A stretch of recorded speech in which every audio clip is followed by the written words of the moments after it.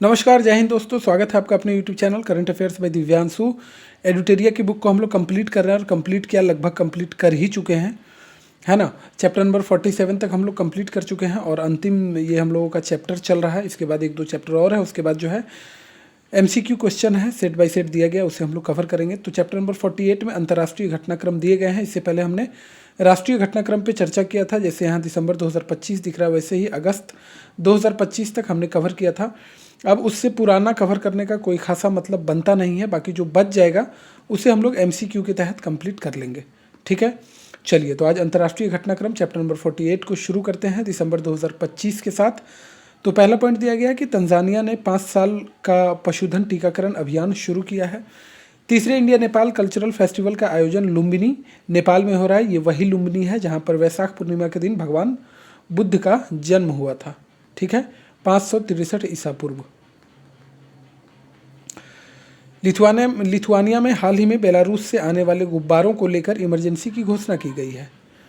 अंतर्राष्ट्रीय भ्रष्टाचार दिवस हर वर्ष जो है सो 9 दिसंबर को मनाया जाता है। इस बार की थीम यानी 2025 की थीम जो रखी गई थी वो भ्रष्टाचार के खिलाफ युवाओं के साथ एकजुटता, कल की अखंडता को आकार देना रही। मतलब आकार देना यहाँ तक था, ये इस बार का थीम था। पारंपरिक चिकित्सा का दूसरे विश्व स्वास्थ्य संगठन वैश्विक शिखर सम्मेलन की सह मेजबानी भारत ने वर्ल्ड हेल्थ ऑर्गेनाइजेशन के सहयोग से नई दिल्ली में किया। भारतीय डाक द्वारा पहले जेन जेड डाकघर विस्तार काउंटर का उद्घाटन केरल के CMS कॉलेज में किया गया है। यूनिवर्सल हेल्थ कवरेज डे 12 दिसंबर 2025 को मनाया गया।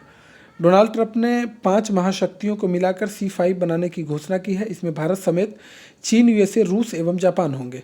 5 देश कौन कौन से होंगे? एक तो भारत है, चीन, USA, रूस और जापान, कुल 5 देश से C5 बनेगा।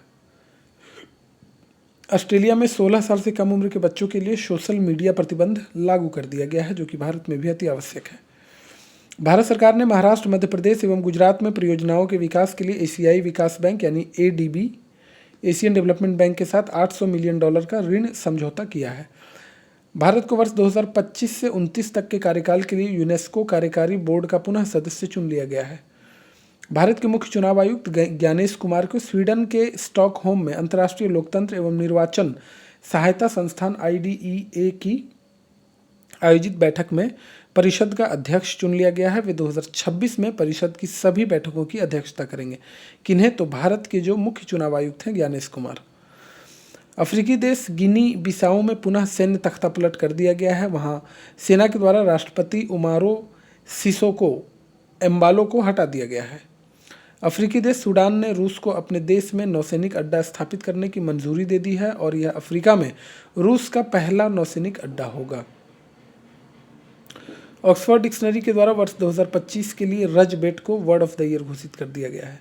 बिहार SI के एग्जाम में इस तरह के क्वेश्चन काफ़ी पूछे जाते हैं। Global commitment to development index 2025 में भारत को समग्र रूप से 36वां स्थान मिला है। संयुक्त राष्ट्र यानी यूनाइटेड नेशन की हालिया वर्ल्ड अर्बनाइजेशन प्रोस्पेक्टस 2025 रिपोर्ट के अनुसार जकार्ता आधिकारिक तौर पर दुनिया का सर्वाधिक आबादी वाला शहर बन गया है।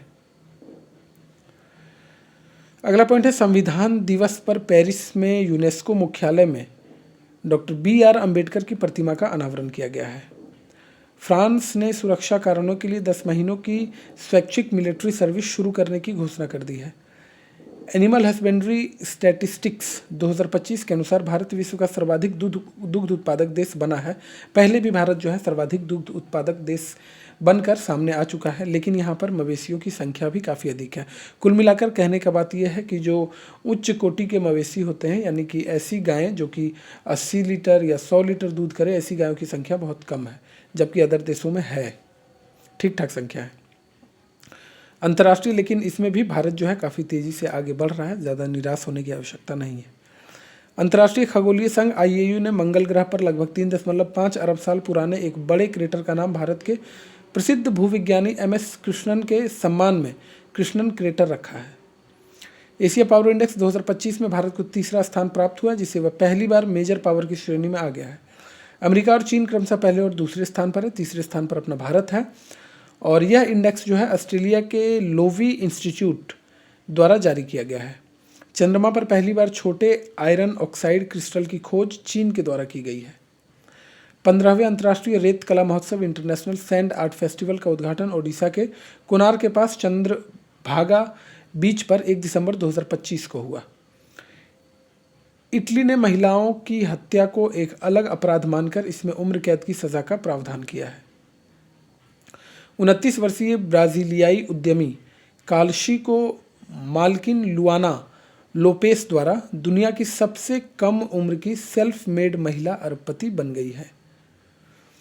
अमेरिकी राष्ट्रपति डोनाल्ड ट्रंप को वॉशिंगटन में फीफा 2026 विश्व कप ड्रॉ के दौरान पहले फीफा शांति पुरस्कार से सम्मानित किया गया। हाँ भाई, सभी युद्ध को रोकते हैं, है ना, बीच में आ जाते हैं युद्ध रोकने के लिए, हालांकि पता है कि असलियत में क्या करते हैं। चलिए, महिला शांति और सुरक्षा सूचकांक 2025-26 के अनुसार भारत 181 देशों में 131वें स्थान पर है, जिसका स्कोर 0.607 रहा। डेनमार्क शीर्ष स्थान पर रहा और अफगानिस्तान सबसे नीचे रहा। ठीक है, कितने 181 देशों में 131वें स्थान पर है भारत। चीन ने विश्व के सबसे बड़े neutrino detector Jiangmen underground neutrino observatory का निर्माण सफलतापूर्वक कर लिया है, जो न्यूट्रिनो कणों के रहस्यों को उजागर करने के लिए डिज़ाइन किया गया है। हाल ही में चर्चा में रहा थाईलैंड और कंबोडिया विवाद का मुख्य कारण उनकी सीमा यानी बॉर्डर और विशेष रूप से प्री विहार मंदिर के आसपास के क्षेत्र पर संप्रभुता का दावा है। जापान के मिसावा शहर के उत्तर पूर्व में 8 दिसंबर 2025 की रात को 7.6 तीव्रता का शीतकालीन भूकंप दर्ज किया गया है। जापान में भूकंप वैसे भी आते ही रहता है, इतनी प्राकृतिक आपदा आती है उसके बाद भी जापान इतना विकसित है, तो समझ सकते हैं वहाँ किस गति से विकास होता है और कैसे लोग वहाँ पर सत्ता में हैं और किस तरह से लोग एक्टिवली काम करते हैं। भारत जो है 17 से 19 दिसंबर 2025 को नई दिल्ली में आयोजित होने वाले पारंपरिक चिकित्सा पर विश्व स्वास्थ्य संगठन WHO के दूसरे वैश्विक शिखर सम्मेलन की मेजबानी करेगा। अगला है संयुक्त राष्ट्र पर्यावरण सभा यूनाइटेड नेशन एनवायरनमेंट असेंबली का 7वां सत्र यानी UNES 7 8 से 12 दिसंबर 2025 को केन्या के नैरोबी में आयोजित किया गया, जिसका मुख्य विषय एक लचीले ग्रह के लिए स्थायी समाधानों को आगे बढ़ाना था। इंटरनेशनल बिग कैट अलायंस का 19वां सदस्य देश रूस बन गया है, जिसने हाल ही में भारत के नेतृत्व वाले इस वैश्विक संरक्षण गठबंधन में शामिल होने के लिए अपनी सहमति जताई। ये इंटरनेशनल बिग कैट अलायंस जो है ये भारत के द्वारा ही बनाया गया, भारत ही इसका नेतृत्व करता है और 19वां सदस्य देश रूस बन चुका है। वैश्विक कंपनी अमेजन 2030 तक भारत में $35 अरब का निवेश करेगा, काफ़ी अच्छी बात है। माइक्रोसॉफ्ट भारत में वर्ष 2026 से 2029 के बीच अब तक का अपना सबसे बड़ा यानी $17.5 अरब का निवेश करेगा। टाइम पत्रिका ने 11 दिसंबर 2025 को आर्किटेक्ट्स ऑफ AI को 2025 के लिए पर्सन ऑफ द ईयर नामित किया है। तो ये दिसंबर 2025 में जो भी महत्वपूर्ण अंतर्राष्ट्रीय घटनाएं घटित हुई थी जो आपके एग्जामिनेशन पॉइंट ऑफ व्यू से इंपॉर्टेंट है, उस पर हमने चर्चा की। आइए बढ़ते हैं नवंबर 2025 की तरफ। तो पहला पॉइंट है, भारत ने वेक्टर जनित रोगों यानी कि मलेरिया, डेंगू, लिशमेनियासिस से लड़ने में मदद के लिए अफगानिस्तान को दवाइयाँ तथा डायग्नोस्टिक किट जारी की है। चीन ने पहली बार उप हिमनद झील ड्रिलिंग शुरू करने के लिए अपना 42वां अंटार्कटिका अभियान शुरू किया है। बहरीन के विदेश मंत्री अब्दुल्लातीफ बिन राशिद अल जयानी द्वारा 2 से 3 नवंबर 2025 को भारतीय दौरा किया गया है।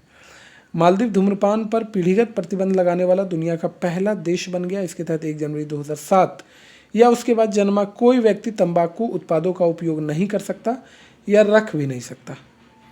भारत ने डोमिनिका को 5 सामुदायिक विकास परियोजनाओं के लिए $2.5 लाख की सहायता की है। भारत ने तिमोर लिस्ते को रेबीज के प्रकोप से निपटने में मदद हेतु रेबीज वैक्सीन की खेप भेजी है। डेमोक्रेटिक उम्मीदवार जोहरान मंदानी न्यूयॉर्क के भारतीय मूल के पहले मुस्लिम मेयर बने हैं। यूरोपीय संघ ने 2040 तक शुद्ध ग्रीन हाउस गैस उत्सर्जन में 90% कमी करने का लक्ष्य रखा है। किसके द्वारा रखा गया है? तो यूरोपीय यूनियन के द्वारा रखा गया है। फिलीपींस में तूफान कालमेगी के कारण आपातकाल की घोषणा कर दी गई थी, तो ये आपको याद नहीं रखना है। आपसे पूछा जा सकता है कि कालमेगी तूफान कहाँ आया था, तो जवाब होगा फिलीपींस। भारत ब्राज़ील के नेतृत्व वाले उष्णकटिबंधीय वन फॉरएवर सुविधा TFFF में एक पर्यवेक्षक के रूप में शामिल हुआ है और इस कोष का लक्ष्य सार्वजनिक और निजी निवेश के माध्यम से 125 बिलियन अमेरिकी डॉलर जुटाना है। शेखा अल नोवेस यूएई को यूएन विश्व पर्यटन संगठन की पहली महिला महासचिव के रूप में चुन लिया गया है। मालदीव में भारत की सहायता से निर्मित हनीमाधु अंतर्राष्ट्रीय हवाई अड्डे का उद्घाटन किया गया है। अगला पॉइंट है कि हंगरी मूल का ब्रिटिश लेखक डेविड सेजेले को फ्लैश उपन्यास हेतु 2025 का बुकर पुरस्कार प्रदान किया गया है। काफ़ी इंपॉर्टेंट पॉइंट है, कई एग्जाम में ये बुकर पुरस्कार के बारे में पूछा जाता है। उज्बेकिस्तान के समरकंद में आयोजित 43वीं यूनेस्को महासभा में यूनेस्को मानव तथा जैव मंडल परिषद के सदस्य के रूप में ओमान को चुना गया है। कनाडा के ओंटारियो में 12 नवंबर 2025 को G7 विदेश मंत्रियों की बैठक आयोजित की गई। भारत तथा बोत्सवाना ने राष्ट्रपति मुर्मू की राजकीय यात्रा के दौरान बोत्सवाना से 8 चीतों को स्थानांतरित किए जाने की घोषणा की है। वर्ल्ड हेल्थ ऑर्गेनाइजेशन द्वारा विश्व तपेदिक रिपोर्ट 2025 के अनुसार भारत ने तपेदिक के मामले में 21% की गिरावट दर्ज की है। 14 नवंबर को जीवन के 14 नवंबर को जीवन के विभिन्न चरणों में मधुमेह थीम के साथ विश्व मधुमेह दिवस मनाया गया है। बाल दिवस भी इसी दिन मनाया जाता है 14 नवंबर को भारत में। टाइम आउट सर्वेक्षण में मुंबई एशिया के सबसे खुशहाल शहरों की सूची में शीर्ष पर है। किसमें? तो टाइम आउट सर्वेक्षण में। भारत का कुल आधिकारिक स्वर्ण भंडार नवंबर 2025 तक 880 मीट्रिक टन पहुंच गया था। भारत और न्यूजीलैंड के बीच मुक्त व्यापार समझौते FTA का चौथा चरण हाल ही में संपन्न हुआ है। इस चौथे चरण की बातचीत नवंबर 2025 में न्यूजीलैंड के ऑकलैंड में हुई थी। बांग्लादेश संयुक्त राष्ट्र पारसीमीय जलमार्गों और अंतर्राष्ट्रीय झीलों के संरक्षण एवं उपयोग पर कन्वेंशन UN वाटर कन्वेंशन में औपचारिक रूप से शामिल हो गया है। इस ऐतिहासिक कदम के साथ बांग्लादेश इस संधि का हिस्सा बनने वाला दक्षिण एशिया का प्रथम और दुनिया का 56वां देश बन गया है। दक्षिण कोरिया के ग्योंगजू में 2025 का एशिया प्रशांत आर्थिक सहयोगी एपेक शिखर सम्मेलन 31 अक्टूबर से 1 नवंबर 2025 तक आयोजित हुआ, जो क्षेत्रीय आर्थिक सहयोग, डिजिटल परिवर्तन और समावेशी विकास के लिए महत्वपूर्ण रहा। बीजिंग में भारतीय दूतावास में रविन्द्रनाथ टैगोर की कांस्य प्रतिमा का अनावरण किया गया, जिसे चीनी मूर्तिकार युआन सिखुन ने बनाया है। राष्ट्रपति द्रौपदी मुर्मू ने 8 से 13 नवंबर 2025 तक अंगोला तथा बोत्सवाना की राजकीय यात्रा की, जो किसी भारतीय राष्ट्रपति की पहली अंगोला तथा बोत्सवाना की राजकीय यात्रा थी। ठीक है, पहली थी। उन्होंने अंगोला के राष्ट्रपति जोआओ मैनुएल गोन्साल्वेस लोरेंसो के निमंत्रण पर अंगोला की स्वतंत्रता की 50वीं वर्षगांठ के समारोह में 11 नवंबर को भाग लिया और अपने दूसरे चरण यानी कि 11 से 13 नवंबर को बोत्सवाना के राष्ट्रपति एडवोकेट ड्यूमा गिदोन बोको के निमंत्रण पर बोत्सवाना का राजकीय दौरा किया। Global investment risk and resilience index 2025 में भारत को 226 देशों में 155वां स्थान प्राप्त हुआ है और यह रिपोर्ट जो है हेनले एंड पार्टनर्स और अल्फाजियो द्वारा जारी किया गया है, जिसमें स्विट्जरलैंड को शीर्ष स्थान मिला है। हाल ही में पर्यावरण थिंक टैंक जर्मन वॉच द्वारा जारी जलवायु जोखिम सूचकांक 2026 में भारत को दीर्घकालिक 1995 से 2024 जोखिम के अनुसार 9वां और वार्षिक 2024 जोखिम के अनुसार 15वां स्थान दिया गया है। संयुक्त अरब अमीरात ने अपनी 54वीं स्थापना दिवस के अवसर पर राष्ट्रव्यापी राष्ट्रीय अभियान वॉक टू मार्स की शुरुआत की है। आपसे पूछा जा सकता है कि वॉक टू मार्स जो है वो किसके द्वारा शुरू किया गया है अभियान, तो आपका जवाब होगा UAE। अगला पॉइंट है कि इस अभियान के तहत लोगों को पृथ्वी से मंगल ग्रह तक लगभग 5 करोड़ 40 लाख किलोमीटर की दूरी तक पैदल चलने, साइकिल चलाने या तैरने के लिए प्रोत्साहित किया जा रहा है। विषय क्या है? तो हर कदम महत्वपूर्ण है। अगला पॉइंट है कि प्रधानमंत्री मोदी ने 26 अक्टूबर 2025 को मलेशिया के कुआलालंपुर में हुए 22वें आसियान भारत शिखर सम्मेलन में वर्ष 2026 को आसियान भारत समुद्री सहयोग वर्ष घोषित कर दिया है। International salinity conference 3.0 we care 2025 मिट्टी और पानी की लवणता से प्रभावित पारिस्थितिकी तंत्रों को बहाल करने के लिए विश्वव्यापी प्रयासों पर केंद्रित एक अंतर्राष्ट्रीय सम्मेलन था जिसका आयोजन गोवा के ICAR-CCARI ओल्ड गोवा में किया गया। QS वर्ल्ड यूनिवर्सिटी रैंकिंग 2026 में Massachusetts institute of technology MIT शीर्ष पर है, जबकि IIT दिल्ली भारत में शीर्ष पर। वहीं अगर वैश्विक स्थान की बात कर ली जाए तो अंडर 100 भी नहीं है, 123वें स्थान पर है। केंद्रीय माध्यमिक शिक्षा बोर्ड यानी कि CBSE की बात की जा रही है। CBSE ने दुबई में पहली अंतर्राष्ट्रीय सहोदया स्कूल सम्मेलन का आयोजन किया है। कहाँ पे? तो दुबई में। कोच्चि में बिम्स्टेक भारत समुद्री अनुसंधान नेटवर्क का पहला द्विवार्षिक सम्मेलन 4 से 6 नवंबर 2025 तक सफलतापूर्वक संपन्न हुआ, जिसमें बंगाल की खाड़ी क्षेत्र में नीली अर्थव्यवस्था को मजबूत करने पर जोर दिया गया है। ऑपरेशन सदर्न स्पीयर नवंबर 2025 में अमेरिका द्वारा कैरेबियन और दक्षिण अमेरिका में नार्को आतंकवादियों के खिलाफ शुरू किया गया सैन्य अभियान है, जिसका उद्देश्य क्या है? तो ड्रग तस्करी नेटवर्क को नष्ट करना और अमेरिकी सीमाओं की सुरक्षा सुनिश्चित करना। अमेरिकी सीमाओं पर भी सुरक्षा के लिए अब विशेष अभियान चलाए जा रहे हैं। देखिए दोस्तों, कनाडा फिलीपींस ने दक्षिण चीन सागर में बीजिंग को रोकने के लिए रक्षा समझौते पर हस्ताक्षर किया है, जिसका नाम status of visiting forces agreement है। यूरोपीय अंतरिक्ष एजेंसी यानी ESA और एरियन स्पेस के एरियन 6 रॉकेट ने कोपरनिकस सेंटिनल 1D पृथ्वी अवलोकन उपग्रह को निम्न कक्षा में प्रक्षेपित किया है। डेनमार्क सरकार ने 15 साल से कम उम्र के बच्चों पर सोशल मीडिया पर प्रतिबंध लगाने की घोषणा कर दी है। काफ़ी अच्छा कदम है, भारत में भी ये कदम उठाने चाहिए।